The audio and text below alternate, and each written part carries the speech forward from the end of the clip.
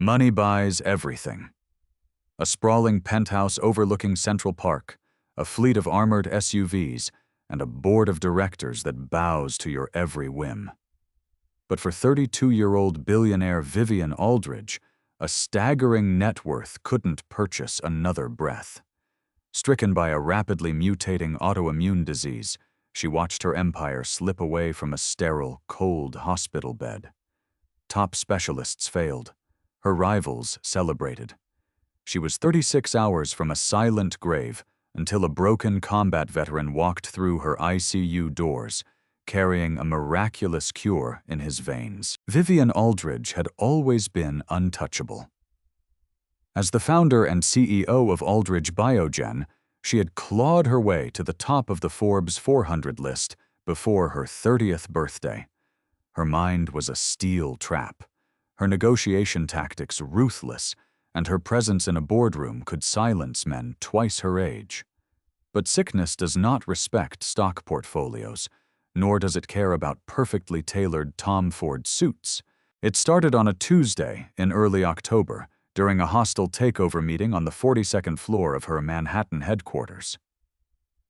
Vivienne had been in the middle of dismantling a competitor's valuation when a sudden, sharp ringing pierced her ears.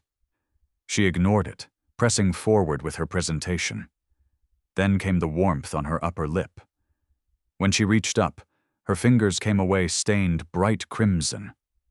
It wasn't a standard nosebleed, it was a hemorrhage. Within seconds, her vision tunneled, the glass walls of the boardroom violently tilted, and the last thing she heard before hitting the mahogany floor was the panicked shouting of her chief financial officer, Arthur Pendleton. 48 hours later, Vivienne woke up in the VIP wing of Mount Sinai Hospital. The opulent suite, designed to look more like a Ritz-Carlton penthouse than a medical facility, offered panoramic views of the East River. Yet, the luxury was entirely lost on her. Her arms were tethered to a labyrinth of IV tubes, and the rhythmic, hollow beep of a heart monitor dictated the quiet room. Dr. Eris Mercer, the chief of hematology, stood at the foot of her bed holding an iPad. His expression was grim. Idiopathic acute bone marrow failure combined with a hyper-aggressive autoimmune cascade, Dr. Mercer explained, his voice heavily weighed down by the reality of the diagnosis. Your immune system isn't just attacking pathogens, Vivienne. It has declared war on your own bone marrow. Your body has stopped producing red cells, white cells, and platelets. You are essentially bleeding out from the inside, and you have zero immune defense. Fix it, Vivienne whispered, her voice barely a rasp. Call Johns Hopkins. Call the Mayo Clinic. I don't care what it costs. Throw money at it. We have, Mercer replied softly. I've consulted with the top immunologists in Geneva and Boston. We've hit you with maximum dose corticosteroids, intravenous immunoglobulin, and experimental monoclonal antibodies from Pfizer's unreleased trials. Nothing is sticking.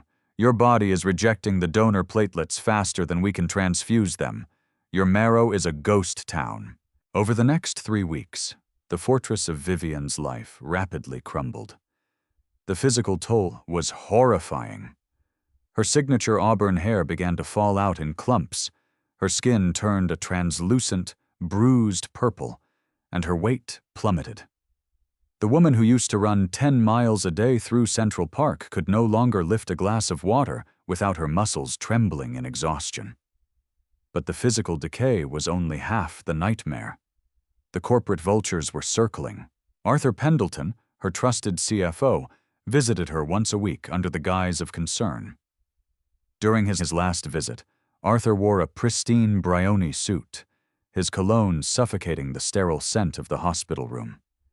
He didn't look at her face. He looked at the monitors.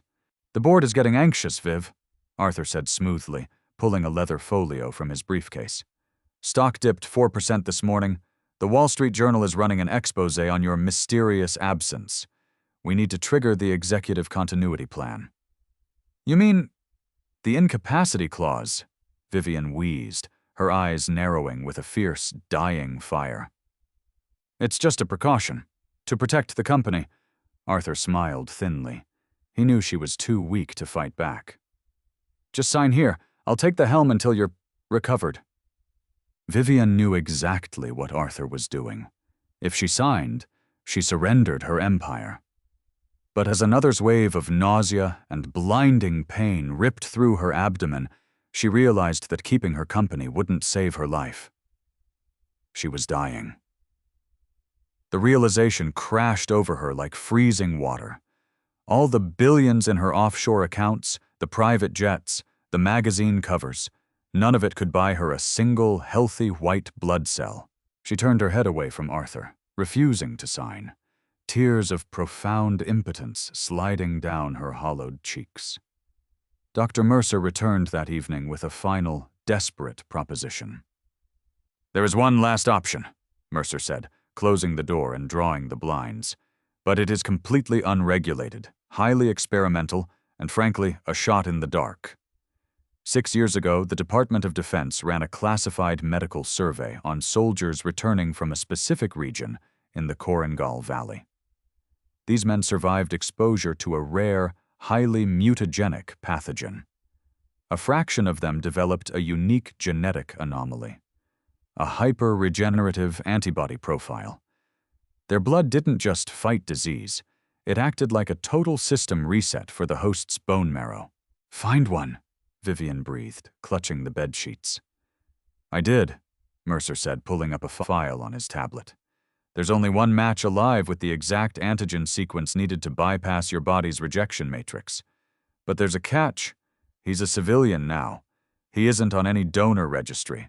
We have absolutely no legal right to his genetics, and given his history with the government, he is highly unlikely to volunteer." Vivienne's eyes hardened, a flash of her old ruthless self returning. "Everyone has a price, Doctor. Find him." Miles away from the pristine, temperature-controlled environment of Mount Sinai, Caleb Reed was fighting his own losing war in a cramped, two-bedroom apartment in Astoria, Queens. At 36, Caleb possessed the rugged, weather-beaten exterior of a man who had seen too much and spoken too little of it. A former squad leader in the elite 75th Ranger Regiment, he had survived 3 brutal tours in Afghanistan. He had medals in a shoebox under his bed, a jagged shrapnel scar cutting across his left shoulder, and a lingering case of PTSD that made him wake up in cold sweats whenever a car backfired on the street below. But Caleb's current war wasn't in a desert. It was at the kitchen table, staring at a stack of final notice bills illuminated by a flickering fluorescent bulb. $14,000. That was the remaining debt from the experimental oncology treatments his late wife, Sarah, had received before she passed away 3 years ago. The VA was dragging its feet on his disability claims, caught in an endless loop of bureaucratic red tape. To keep a roof over his head, Caleb worked 60 hours a week hauling rebar and pouring concrete at a high-rise construction site in Lower Manhattan. His back ached with a dull, chronic throb. His hands were calloused into thick leather, and he was still drowning. "Daddy?" Caleb quickly flipped the eviction notice face down and plastered a tired but warm smile on his face. He turned to see his 7-year-old daughter, Lily, standing in the doorway. She was wearing oversized pajamas, holding a stuffed rabbit missing one ear. "Hey, Bug, why are you awake? It's not even 5 yet," Caleb said gently, crossing the small kitchen to pick her up. She felt entirely too light in his arms. "My stomach hurts again," Lily murmured, burying her face into his neck. Caleb's heart clenched. Lily had inherited her mother's delicate constitution, suffering from chronic gastrointestinal issues that required a specialized diet and expensive medication that Caleb's bare-bones insurance refused to cover. Last week at the pharmacy, his debit card had been declined for her prescription. He had to pawn his grandfather's gold watch just to get her a 1-month supply. "I know, baby. I'll make you some peppermint tea." "It'll help," Caleb whispered, kissing the top of her head. After getting Lily back to sleep, Caleb sat on the edge of his bed in the dark, burying his face in his hands. The exhaustion was absolute. He was a man who had carried wounded brothers out of live-fire combat zones, a man trained to endure torture and extreme elements, yet he was being completely defeated by capitalism and bad luck. The eviction notice gave them exactly 10 days to vacate. He had no family to ask for help, his credit score was ruined by the medical debt, and Chase Bank had denied his loan application twice. He was failing the only person left in the world who mattered to him. Later that morning, Caleb dropped Lily off at her public school. He lingered by the chain-link fence, watching her small frame disappear into the crowded building, fiercely praying that her stomach wouldn't act up during math class. He took the subway into Manhattan, the rhythmic clack of the train matching his racing thoughts. He needed a second job. Night shift security, maybe bartending. Anything. But who would watch Lily? The logistical impossibility of being a single, broke father pressed down on his chest like an anvil. Arriving at the construction site in Tribeca, Caleb strapped on his hard hat and safety harness. The wind off the Hudson River was bitterly cold, biting through his worn flannel shirt. For 8 hours, he hoisted heavy steel beams and operated the deafening rivet gun. Every muscle in his body screamed in protest, but he pushed through, fueled by the sheer terror of losing their apartment. When his shift finally ended, Caleb walked out of the site, wiping grime from his forehead. As he'd reached the sidewalk, he noticed a sleek, black Mercedes Maybach idling next to the curb, a stark contrast to the dust and scaffolding of the construction zone. A tall man in a sharply tailored navy suit stepped out of the passenger side. He didn't look like a construction foreman, and he certainly didn't look like he belonged in Tribeca. "Caleb Reed?" the man asked, his voice crisp and authoritative. Caleb stopped, his military instincts instantly flaring. He squared his shoulders, assessing the man for threats. "Who's asking?" "My name is David Hayes. I represent Vivienne Aldridge and Aldridge BioGen," the man said, taking a step forward but keeping his hands visible. "I know this is highly unusual, Mr. Reed, but I have been authorized to offer you something that will permanently solve every financial problem you currently have. We know about the medical debt. We know about the eviction notice in Astoria. And we know about Lily." Caleb's blood ran cold, followed immediately by a surge of white-hot anger. He closed the distance between them in 2 massive strides, grabbing Hayes by the lapels of his expensive suit and slamming him against the tinted window of the Maybach. "If you ever say my daughter's name again, you'll be drinking through a straw for the rest of your life," Caleb snarled, his voice a low, dangerous rumble. "How do you know about my debt? Who the hell are you?" Hayes didn't panic. He remained perfectly still. "We have resources, Mr. Reed. Please, let me go. I am not a threat. I am a messenger. A woman is dying at Mount Sinai Hospital. Her bone marrow has failed.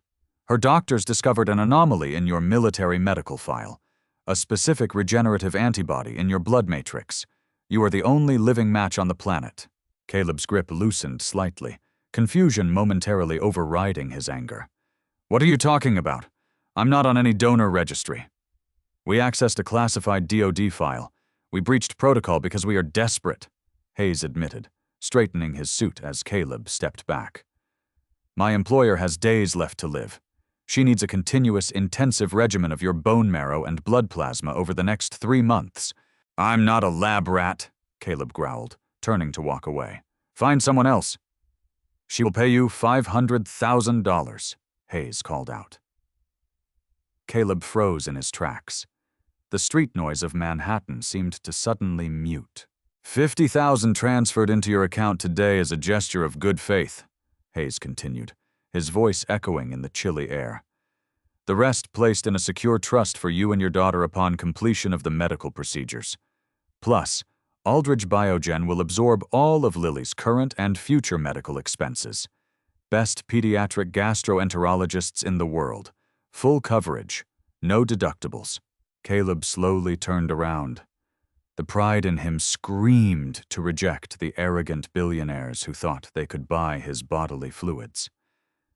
But then he saw the eviction notice flashing in his mind. He saw the empty peanut butter jar. He saw Lily crying because her stomach burned and he couldn't afford the prescription. He was a soldier, and soldiers do whatever it takes to protect their own. "Where do we go?" Caleb asked, his voice hollow, sealing his fate. The drive uptown to Mount Sinai was suffocatingly quiet. Caleb sat in the plush leather seats of the Maybach, feeling entirely out of place in his cement-stained boots and dusty jeans. Hayes offered him a glass of sparkling water from the mini-fridge, which Caleb ignored. His mind was racing, trying to process the sheer magnitude of the situation. $500,000. It was lottery money. It was enough to buy a house in the suburbs, put Lily through college, and never look at a past due notice again. But what was the physical cost? Bone marrow extraction was notoriously painful. To do it continuously over months? He braced himself for the physical toll, reminding himself that he had endured far worse in the Korengal Valley. When they arrived at the hospital, Caleb was escorted through a private subterranean entrance, bypassing the crowded public ER. They took a key-card-secured elevator up to the penthouse medical suite. The atmosphere shifted dramatically. Gone were the chaotic sounds of a normal hospital, replaced by hushed voices, thick carpets, and security personnel standing guard. Dr. Mercer was waiting for them at the nurses' station. He looked exhausted, the dark bags under his eyes a testament to the sleepless nights he had spent trying to keep Vivienne alive. "Mr. Reed." "Thank you," Mercer said, extending a hand. Caleb shook it firmly, offering no smile. "Let's skip the gratitude, Doc. I'm here for a job," Caleb said flatly. "Walk me through what you're going to do to me." Mercer nodded, appreciating the bluntness. He led Caleb into a private consultation room. "Your blood possesses a highly unusual variant of the CD34+ hematopoietic stem cell. In layman's terms, your immune system doesn't just heal tissue, it aggressively rebuilds bone marrow infrastructure. We need to harvest your marrow, isolate these cells, and graft them into Ms. Aldridge. Because her immune system is essentially dead, she shouldn't reject your cells. But to ensure the graft takes, we will also need weekly transfusions of your blood plasma to introduce your antibodies into her system." "Does she know you bought me?" Caleb asked, his jaw tight.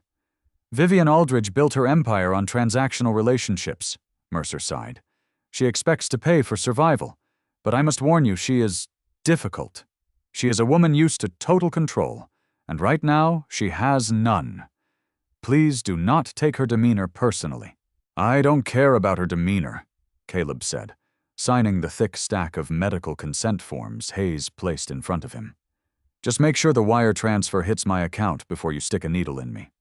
20 minutes later, after passing a rigorous rapid screening blood test to ensure he had no active infections, Caleb was led into Vivienne's ICU suite. The room was dimly lit. Machines hissed and beeped in a synchronized, eerie rhythm. Caleb stepped inside, and for the first time, he saw the titan of industry he was hired to save. He expected a tyrant. He expected an arrogant billionaire barking orders at nurses. Instead, he saw a remarkably frail, ghostly pale woman swallowed up by a mountain of white pillows. Her cheekbones were stark and sharp against her hollowed face, and an oxygen cannula rested beneath her nose. Despite the severe illness ravaging her body, there was a lingering, striking elegance to her features.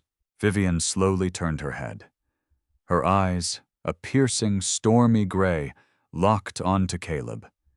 Even at the brink of death, there was an intense, calculating weight in her stare. She took in his broad, muscular frame, his rough clothes, and the distinct hardness in his dark eyes. A hardness she recognized from her own reflection in the corporate world, though born from a very different kind of battlefield. "So," Vivienne rasped, her voice a dry whisper that commanded absolute attention. "You're the $500,000 man." Caleb walked closer, stopping at the edge of her bed. He didn't bow his head or shrink under her gaze like her executives did. He met her stare with icy neutrality. "And you're the woman who thinks she can buy blood," Caleb replied, his voice deep and unflinching. A tiny, almost imperceptible smirk touched the corner of Vivienne's cracked lips. "I didn't think it. I did it. The money cleared your Chase account 3 minutes ago. You're an employee of Aldridge BioGen now, Mr. Reed." "I'm an independent contractor," Caleb corrected smoothly. "I work for my daughter, not you. You're just the client." Dr. Mercer interrupted the tense standoff, wheeling in a large stainless steel apheresis machine. "All right, let's keep the adrenaline down. Ms. Aldridge's heart rate cannot take spikes in stress. Caleb, please roll up your left sleeve and lie back in the adjacent chair." Caleb complied, sitting in the heavy leather medical recliner situated 3 feet from Vivienne's bed. He unbuttoned the cuff of his flannel shirt and rolled it up over his bicep, exposing the jagged shrapnel scar on his shoulder. Vivienne watched him intently. "Afghanistan?" she asked, her breathing shallow. "Yes," Caleb answered shortly, watching as the nurse tightened a tourniquet around his thick arm. "My father made his first billion manufacturing the guidance systems for the drones that probably provided your air support," she noted, a hint of dark irony in her voice. "And I'm sure he slept great in his silk sheets while we were digging shrapnel out of our legs," Caleb shot back, feeling the sharp pinch of the thick gauge needle piercing his vein. Vivienne didn't flinch at the insult. Instead, she seemed to study him with genuine curiosity. "You despise me." "I don't know you," Caleb said, watching the dark red rush of his blood travel through the clear plastic tubing, routing into the machine that would separate his life-saving plasma. "But I know your type. You think the world is a chessboard and everyone else is just a pawn to move around. You're only alive right now because a computer algorithm matched my DNA with yours." "Perhaps," Vivienne whispered, her eyelids growing heavy as the strain of talking drained her rapidly depleting energy. "But pawns can take down a king, Mr. Reed. Never underestimate the value of the piece you play." For the next 2 hours, the room fell silent, save for the hum of the centrifuge machine. Caleb's blood was spun, his rich plasma extracted and routed directly into an IV line connected to the port in Vivienne's chest. Caleb watched the amber fluid drip into her. He was literally pouring his life force into a woman who represented everything he hated about the modern world.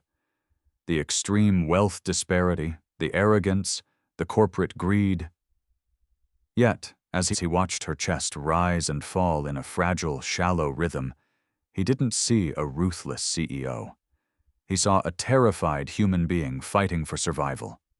Suddenly, Vivienne began to shiver violently. Her monitor sounded a sharp alarm as her temperature spiked. "She's having a mild hemolytic reaction to the new antibodies," Mercer said quickly, stepping forward to inject a stabilizer into her line. "Her body is fighting your cells before they can integrate." Vivienne moaned, her hands clutching the bedsheets in agony as a deep, bone-rattling chill overtook her. The heated blankets did nothing. She looked completely helpless. Without thinking, driven by an instinct forged in the freezing nights of combat where he had kept wounded men warm, Caleb reached out with his free, untethered hand. He grasped Vivienne's trembling, ice-cold hand resting on the edge of the bed. Vivienne gasped slightly at the sudden, warm contact. Her stormy gray eyes shot open, meeting his. "Breathe," Caleb commanded softly, his voice losing its harsh edge, replaced by the steady, calming authority of a ranger. "Focus on the pulse in my hand. Match your breathing to my voice. In through the nose, out through the mouth." For a moment, the billionaire fought him, her pride rebelling against the vulnerability. But the warmth of his large, calloused hand anchored her. She squeezed his fingers weakly, closing her eyes, and slowly began to synchronize her ragged breathing with his deep, rhythmic instructions. Within minutes, the shivering subsided. The monitor's shrill alarm silenced, returning to a steady beep. Dr. Mercer let out a breath he didn't know he was holding. Her heart rate is stabilizing. The plasma is integrating. Vivienne didn't let go of Caleb's hand immediately. She lay there, exhausted, the first tiny flush of color returning to her pale cheeks. She opened her eyes, looking at the rough, scarred hand holding hers, and then up at the stoic, hardened face of the soldier. In that quiet, sterile room, the invincible CEO realized something terrifying. For the first time in her life, money hadn't saved her. He did. Bone marrow extraction is not a gentle science.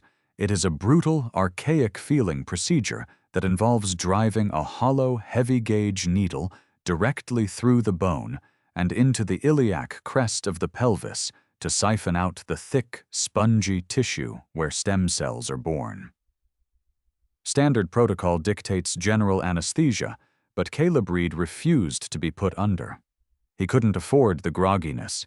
He had to pick Lily up from school in 3 hours, and his trust in the billionaire's medical staff extended only as far as his waking eyes could see. Instead, he opted for a localized lidocaine block.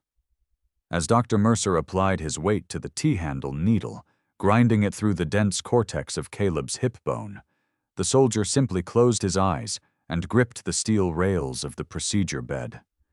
His knuckles turned white, the muscles in his forearms bunching like coiled cables, but he didn't utter a single sound. Not a groan, not a gasp.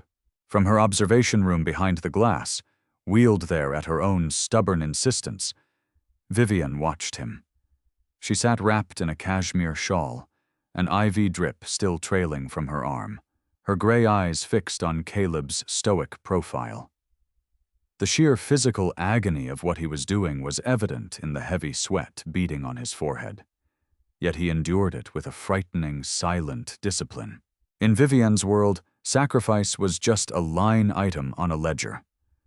People bled for her company all the time, but it was metaphorical. Long hours, ruined marriages, high blood pressure. No one had ever literally bled for her. No one had ever endured physical torture just to grant her another sunrise. It unnerved her. It fascinated her. 2 days after the first marrow graft, the impossible happened. Dr. Mercer walked into Vivienne's suite at 6 a.m., holding a printout of her morning lab results. His hands were actually shaking. "Your absolute neutrophil count," Mercer breathed, looking at her as if she were a ghost that had suddenly grown solid. "It's climbing. The CD34 plus cells have anchored in your marrow cavities. They aren't just surviving, Vivienne. They are multiplying. Your body is building a new immune system based on his blueprint." Vivienne closed her eyes, letting out a long, shuddering breath. For a month, she had prepared to die. Now, the heavy, suffocating shroud of mortality was lifting. By the 3rd week of their arrangement, the dynamic in the penthouse medical suite had subtly shifted. Caleb's twice-weekly plasma donations became the anchor of Vivienne's sterile existence. She found herself looking forward to the quiet rhythm of the centrifuge machine and the imposing, grounded presence of the man in the leather recliner. They traded barbs constantly, a bizarre courtship built on friction. "You're checking your phone again," Caleb noted during a Tuesday session, watching her thumb flying across her encrypted screen. The color had returned to her cheeks, the bruised sallowness of her skin replaced by a healthy, porcelain warmth. Mercer said screens raise your cortisol.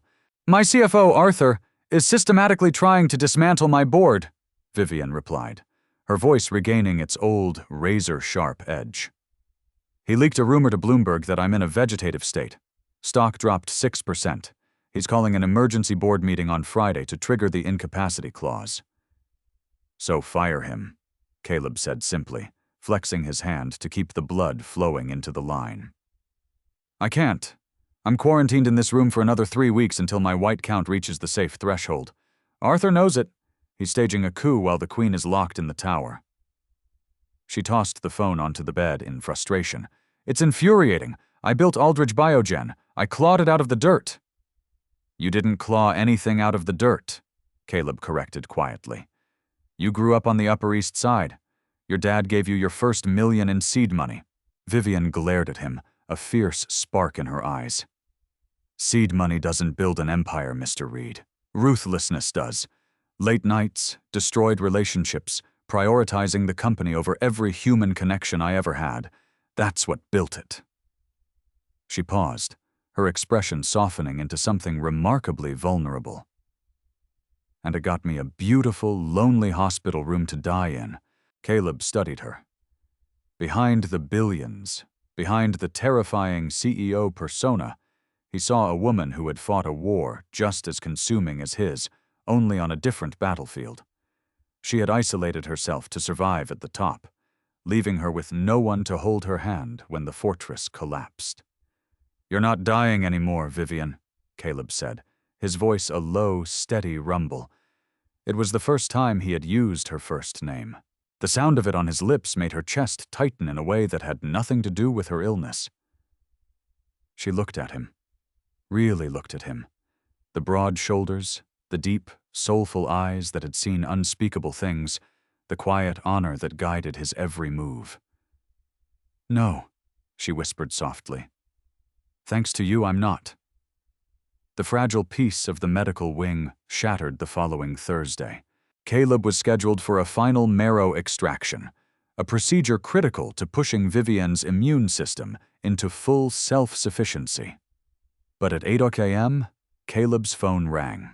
It was the school nurse. Lily had collapsed in the hallway, clutching her stomach in agony, pale and sweating. Panic, icy and absolute, seized Caleb's chest. He couldn't afford an ambulance. He couldn't afford an ER bill.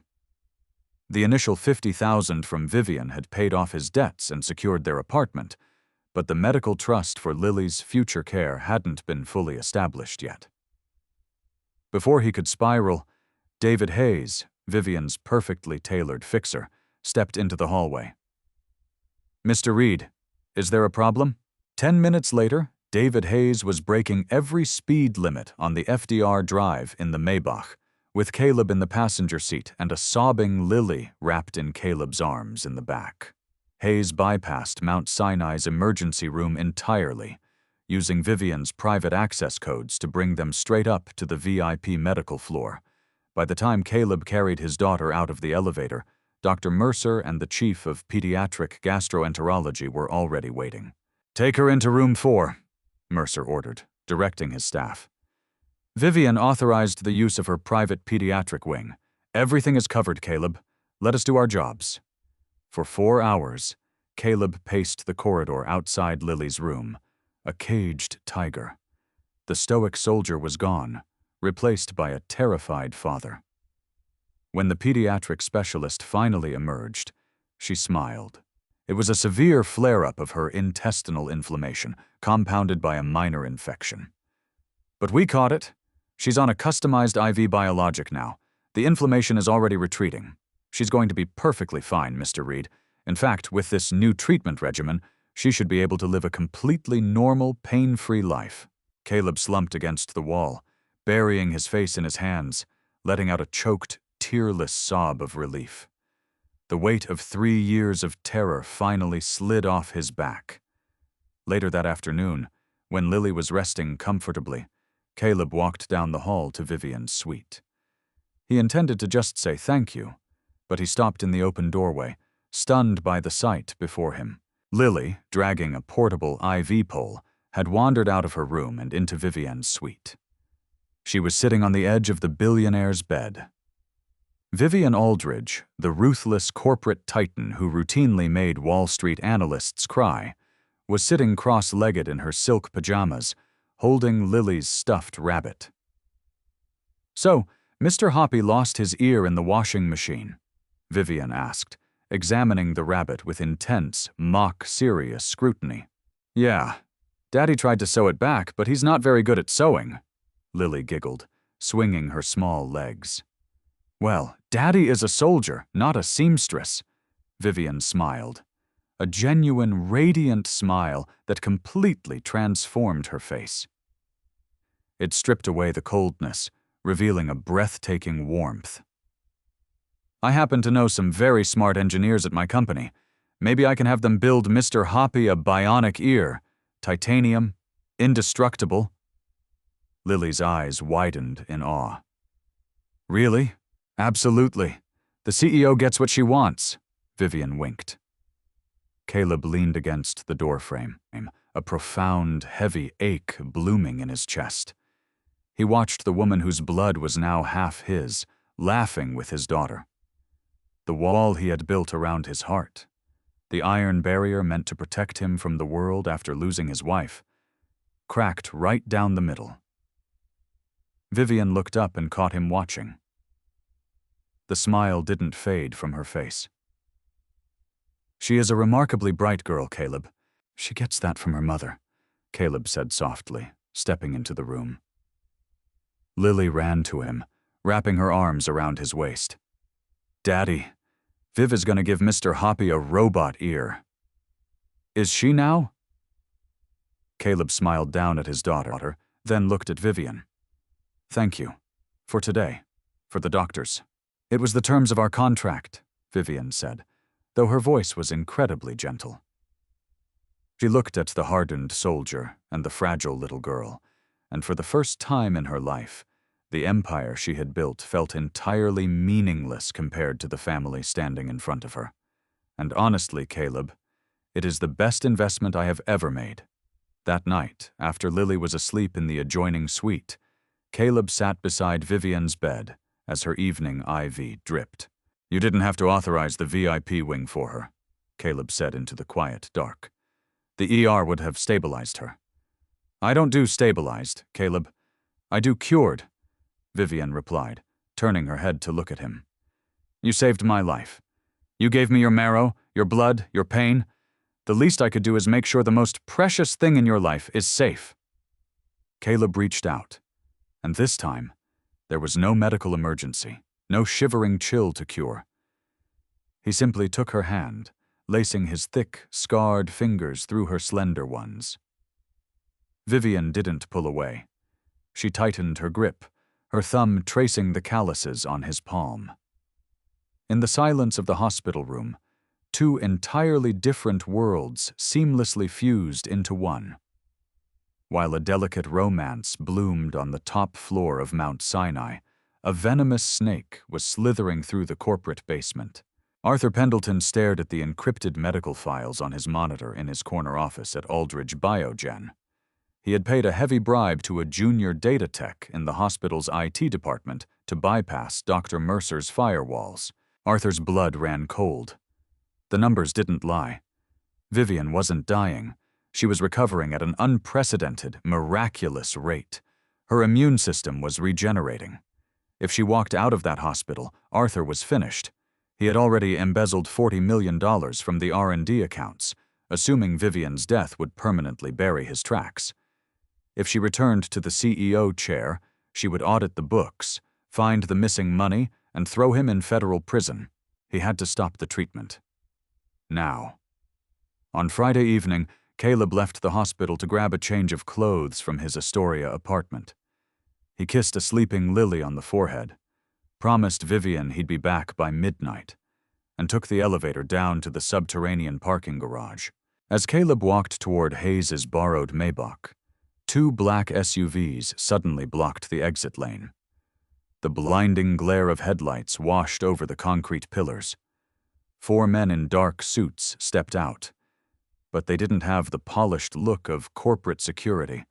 They had the heavy, flat-footed stance of private mercenaries.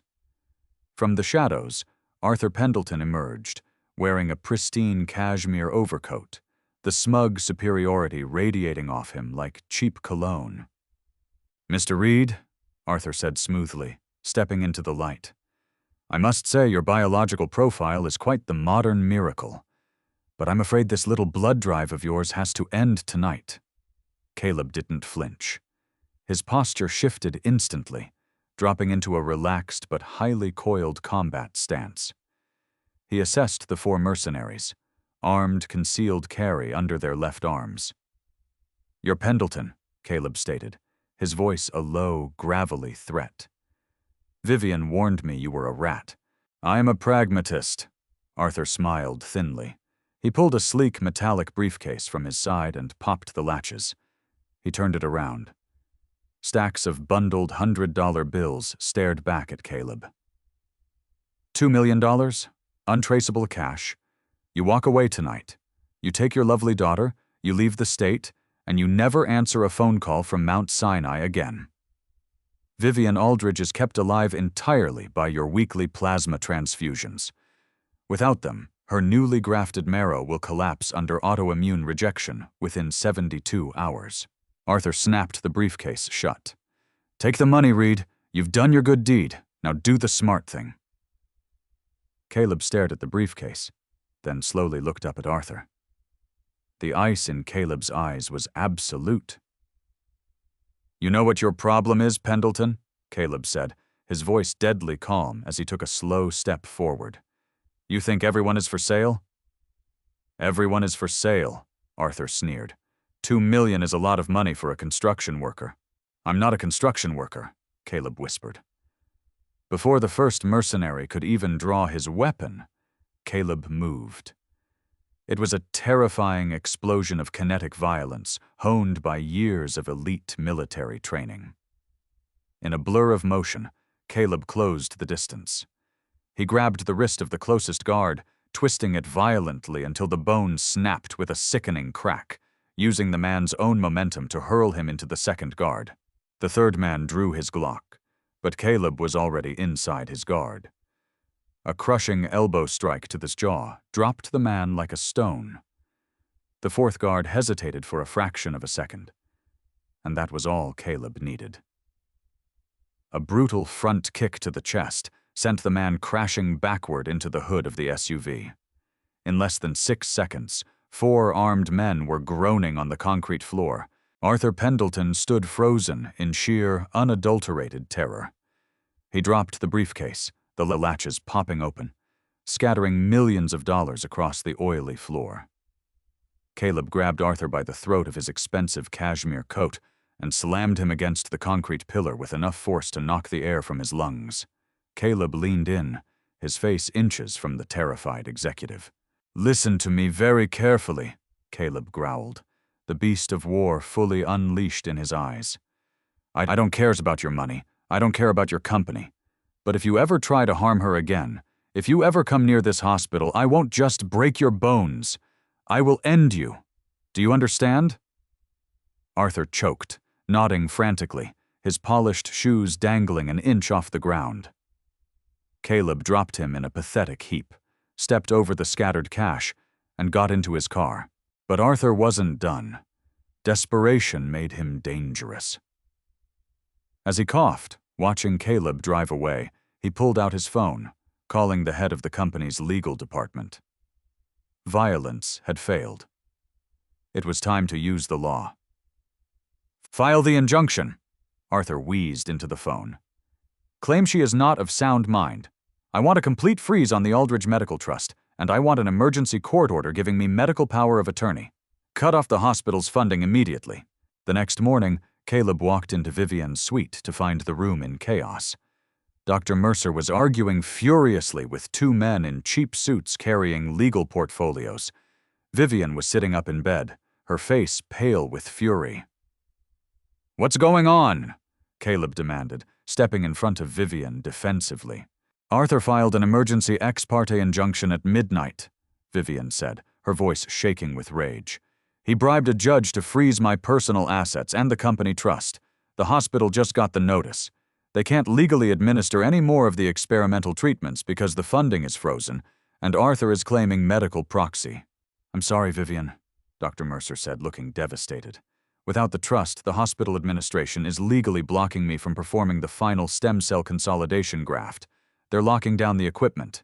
If Vivienne missed this final graft, her body would reject the progress she had made. The death sentence would be reinstated." Arthur had found a way to weaponize red tape to kill her. Vivienne looked at Caleb, the fierce light in her eyes flickering with the terrifying realization that her own empire had finally trapped her. She had no money. She had no power. Caleb looked at the lawyers, then down at Vivienne. He'd reached into his pocket and pulled out the crumpled checkbook he had brought from his apartment. "Doc," Caleb said, his voice cutting through the panic like a blade. "How much does the hospital need to authorize the use of the equipment for the final graft today?" Mercer blinked, confused. "For the room, the equipment, and the liability waivers, $50,000 up front." Caleb ripped a check from the book. He grabbed a pen, signed his name, and wrote the amount for exactly $50,000. The entirety of the good faith payment Vivienne had given him on day one. He handed it to the stunned lawyers. "There's your funding. The treatment is paid for," Caleb said, crossing his arms, looking like a fortress of muscle and resolve. "I don't need her money anymore. I'm finishing the mission. Now get the hell out of my girl's room before I throw you out the window." Vivienne stared at him, her heart hammering against her ribs, completely overwhelmed. He was giving back everything just to save her. Caleb turned to her, a small, fierce smile playing on his lips. "We're going to win this, Viv. And then we're going to take your company back." The two hospital attorneys stood frozen, staring at the perfectly valid Chase Bank check resting on the stainless steel tray. They were corporate attack dogs used to burying people in endless litigation and insurmountable legal fees, but they had no protocol for a man simply pulling out a checkbook and paying the ransom in full. "The injunction freezes the Aldridge Medical Trust," Caleb said, his voice dropping an octave, radiating a quiet, lethal menace. "It doesn't freeze my personal checking account. The hospital requires $50,000 for the room and the machines. You have your money. Now, under New York state medical law, if you interfere with a fully funded, life-saving procedure, that's criminal negligence. And I promise you, I will make sure the district attorney hears about it before your cars leave the parking garage." The senior attorney swallowed hard, looking at the check, then at Caleb's imposing, broad-shouldered frame, still vibrating with the adrenaline of the parking garage ambush. Without a word, the lawyers turned and hurried out of the suite, their legal blockade shattered by a working-class soldier's ultimate sacrifice. Vivienne stared at the doorway, her breath catching in her throat. She looked at Caleb, her stormy gray eyes wide with disbelief. "You just gave me back everything. You fought for that money to save your daughter, and you just gave it back." Caleb walked over to the bed, picking up the heavy, sterile blanket that had slipped to the floor, and gently draped it over her shoulders. "Money is just paper, Vivienne. It keeps the rain off, but it doesn't keep you warm. You keep my daughter warm. Now lie back. We have a war to win, and you need your armor." Dr. Mercer wasted no time. With the administrative red tape instantly vaporized, the medical team flooded the room. The final stem cell consolidation graft was the most agonizing of all. Because Caleb's body had already been repeatedly harvested, extracting this final, massive payload of marrow required going deeper into the iliac crest. For 45 minutes, the sterile room was completely silent except for the heavy, mechanical hum of the extraction centrifuge and Caleb's ragged, measured breathing. He refused the lidocaine block this time, knowing it could slightly dilute the stem cell concentration. He took the blinding, white-hot pain raw. Vivienne lay in her bed, the IV line pulsing with his life force, her eyes never leaving his face. She watched the sweat pour down his temples, watched the corded muscles in his neck strain, and felt a profound, foundational shift in her soul. She had spent her entire adult life believing that human beings were inherently selfish, driven only by greed and self-preservation. Caleb Reed was systematically dismantling her entire worldview with every drop of blood he surrendered. Over the next 14 days, the miracle Dr. Mercer had prayed for manifested with violent, beautiful efficiency. Vivienne's absolute neutrophil count skyrocketed. The mutant, hyper-regenerative cells from Caleb's marrow didn't just repair her immune system. They reinforced it. The ghostly pallor of her skin vanished, replaced by a radiant, flushed warmth. She gained weight.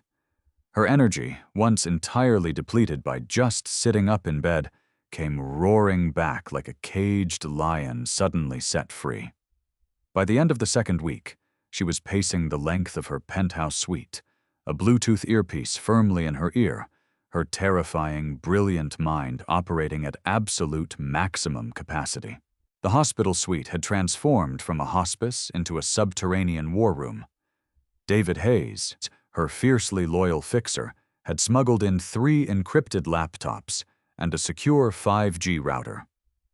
While Arthur Pendleton paraded around Manhattan thinking he had successfully orchestrated a corporate assassination, Vivienne was quietly, systematically mapping out his destruction. "Arthur thinks the Bloomberg leak was enough to secure the board's vote," Vivienne said, her fingers flying across a keyboard as she cross-referenced financial ledgers. She looked up at Caleb, who was sitting on the sofa, helping Lily with her third-grade math homework. The little girl was completely cured, her cheeks rosy, happily chewing on an apple. A simple act that would have sent her to the ER a month ago. "He's embezzled exactly $42,600,000 over the last 3 years, Vivienne continued, her eyes narrowing with lethal precision. He routed it through a series of shell corporations registered in the Cayman Islands, disguised as R&D expenditures for a defunct Alzheimer's trial. But he made one critical mistake. He used the same offshore holding firm, Sterling and Cross, that my father used to use for tax mitigation in the 90s. I know their backdoor routing numbers by heart." "So, you have the proof," Caleb said, closing Lily's math book. "Why haven't you called the cops?" "Because white-collar crime is messy," Vivienne replied, a dangerous, predatory smile curving her lips. "If I hand this to the NYPD Financial Crimes Unit, Arthur will tie it up in federal court for 5 years with expensive defense attorneys. He'll drain my company's stock value during the litigation. No, I don't just want him arrested, Caleb. I want him humiliated in front of the exact people he is trying to steal my empire from." She picked up her phone and dialed a private Washington, D.C. number. "David, get me the special agent in charge of the FBI's white-collar division in New York. Yes, Marcus Vance. Tell him Vivienne Aldridge is cashing in the favor he owes me from the Theranos fallout. And David, have my tailor send over a charcoal Tom Ford suit, size 46 regular. Caleb is coming with me tomorrow." It was a rainy Tuesday morning in Manhattan. On the 42nd floor of the Aldridge BioGen Tower, the atmosphere in the executive boardroom was thick with expensive cologne, leather, and impending betrayal. Arthur Pendleton stood at the head of the massive 30-foot mahogany table. Outside the floor-to-ceiling windows, the gray skyline of New York served as a dramatic backdrop to his treason. Seated around the table were the 12 members of the board of directors, billionaires, hedge fund managers, and pharmaceutical tycoons. "Ladies and gentlemen," Arthur began, his voice dripping with feigned sorrow. He adjusted the cuffs of his pristine Brioni suit. "It is with a profoundly heavy heart that I must call for the final vote on the incapacity clause. As you know, Vivienne Aldridge has been in a medically induced coma for 3 weeks. Mount Sinai has privately informed me that her organ failure is cascading. The company is bleeding stock value every hour she remains at the helm. For the survival of Aldridge BioGen, I must formally assume the mantle of Chief Executive Officer permanently." The board members murmured in agreement. A few looked remorseful, but most were simply calculating the positive bump the stock would take once the leadership crisis was resolved. "If there are no objections," Arthur said, picking up a gold Montblanc pen to sign the binding resolution, "I will—" The heavy, soundproof double oak doors of the boardroom didn't just open, they were violently shoved apart. The 2 private security guards Arthur had posted at the door stumbled backward into the room, thoroughly neutralized by the massive, imposing figure of Caleb Reed. Dressed in the impeccably tailored Tom Ford suit, Caleb looked less like a corporate guest and more like a high-end assassin. The raw, predatory grace of a combat veteran radiated off him, instantly silencing the room. Arthur froze, the pen hovering an inch above the paper. All the blood drained from his face, leaving him looking like a freshly poured wax figure. Footsteps echoed sharply against the marble floor. Stepping out from behind Caleb's broad shoulders was Vivienne Aldridge. She was not the frail, dying woman Arthur had left in the ICU. She wore a razor-sharp crimson Alexander McQueen power suit that fit her like a second skin. Her auburn hair, which had begun to thin, was cut into a sleek, fierce bob. Her skin glowed with health, and her stormy gray eyes burned with a terrifying, unholy fire. She didn't just look alive. She looked invincible. "Hello, Arthur." Vivienne's voice cracked through the silent boardroom like a bullwhip. "I apologize for being late. Traffic on the FDR was simply murderous this morning. Though, speaking of murder, I hear you've been rather busy." Chaos erupted. Several board members pushed their chairs back in sheer shock, gasping as if they had just seen a resurrection. "Vivienne," Arthur stammered, taking a step backward, dropping the gold pen on the mahogany table. "The doctors, the injunction, you were dying?" Vivienne finished for him, gliding slowly towards the head of the table. "Yes, I was. But I found a rather stubborn angel who refused to let me go gently into that good night." She gestured briefly to Caleb, who stood by the door, his arms crossed, locking down the only exit. Arthur's eyes darted frantically. "Security! Remove this man!" No one moved. Caleb merely tilted his head, leveling a stare so cold and violent at the remaining security personnel that they instinctively took a step back, deciding their minimum wage wasn't worth dying for. Vivienne reached the table and slammed a thick, leather-bound dossier down right over Arthur's incapacity resolution. "Let's skip the pleasantries," Vivienne addressed the stunned board of directors, her voice projecting with absolute authority. "Arthur Pendleton called this meeting to steal my company. But what he failed to mention is why he's in such a rush. Open the folders in front of you." Trembling hands around the table reached for the iPads that David Hayes had quickly distributed moments before Vivienne's entrance. "You're looking at $42 million in R&D funds routed through a shell company in the Cayman Islands directly into Arthur's private Swiss accounts," Vivienne stated, her gaze pinning Arthur to the wall. "He didn't just forge my signature. He shorted our own stock to profit off the panic of my illness. He tried to freeze my medical trust to ensure I died on that hospital bed before I could audit the quarterly reports." "It's a lie!" Arthur screamed, his polished veneer completely shattering. Sweat poured down his forehead. "She's insane. The illness has compromised her mind. These documents are forged." Right on cue, the glass doors behind Caleb opened again.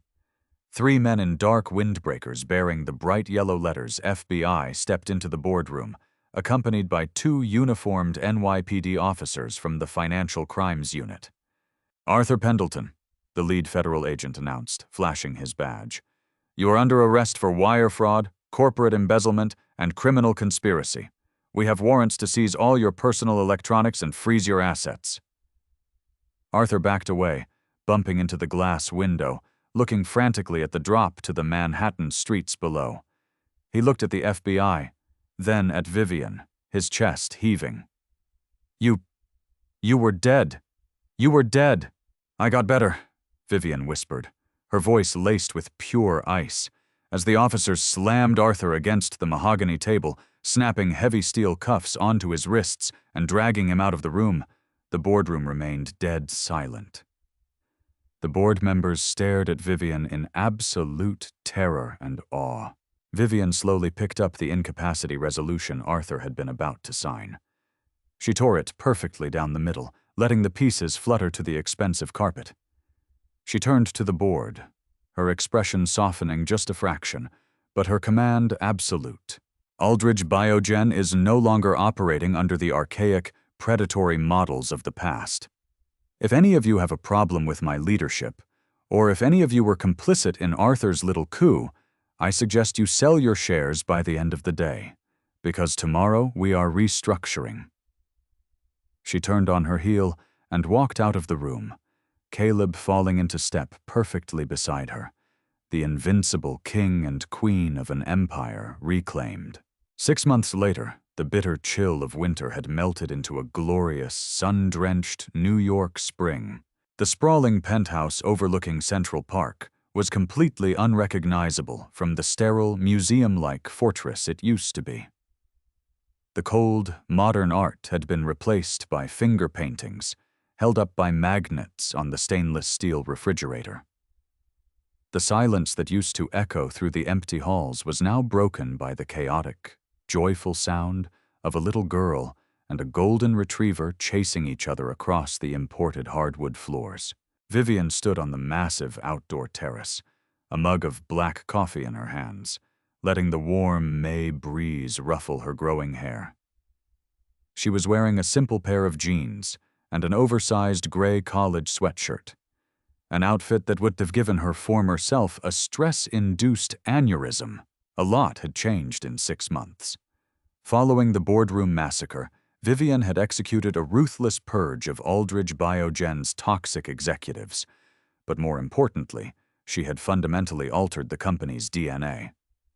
She stepped down from the daily grind of the CEO position, handing the reins to a trusted, ethical board. Instead, she took absolute control of the newly formed philanthropic wing.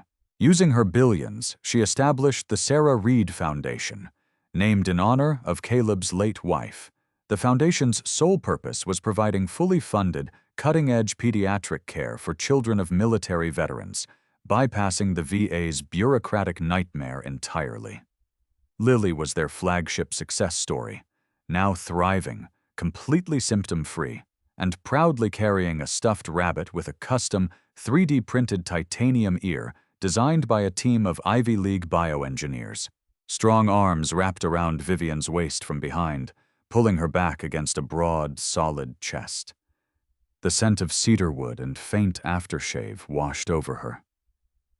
"You're up early," Caleb murmured, pressing a soft kiss into the crook of her neck.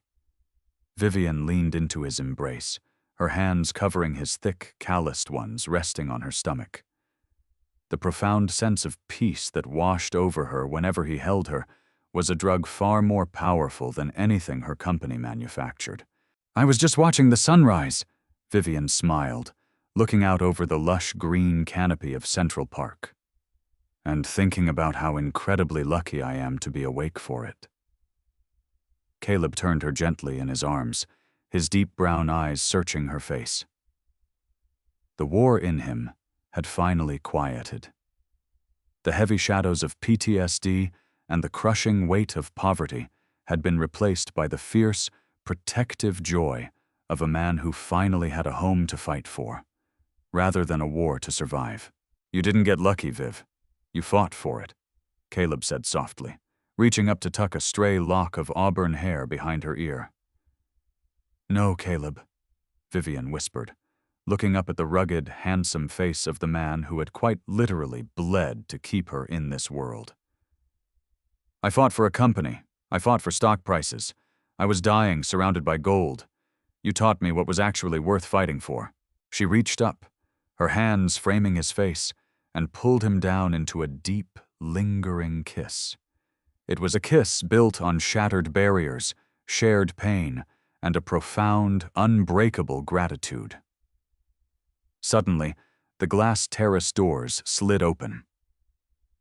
"Daddy! Viv! The dog ate one of my totally expensive titanium rabbit shoes," Lily yelled, running onto the balcony in her pajamas, the golden retriever bounding happily behind her with a piece of blue fabric in its mouth. Caleb and Vivienne broke apart, laughing.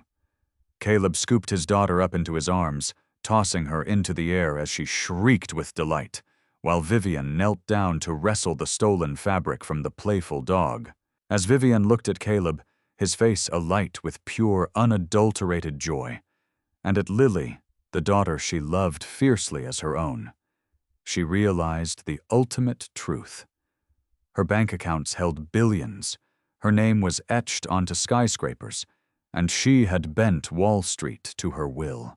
But standing on this sunlit terrace, surrounded by a makeshift, beautifully broken and perfectly healed family, Vivienne Aldridge finally understood what it meant to be truly rich.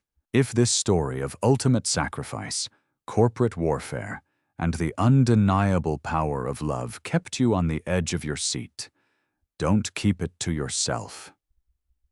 Smash that like button to show your support for heroes like Caleb, who fight battles both on the front lines and at home. Share this video with someone who needs a reminder that true wealth isn't measured in dollars, but in the people who stand by you when the world falls apart. And make sure to subscribe and hit the notification bell so you never miss another thrilling, real-life drama.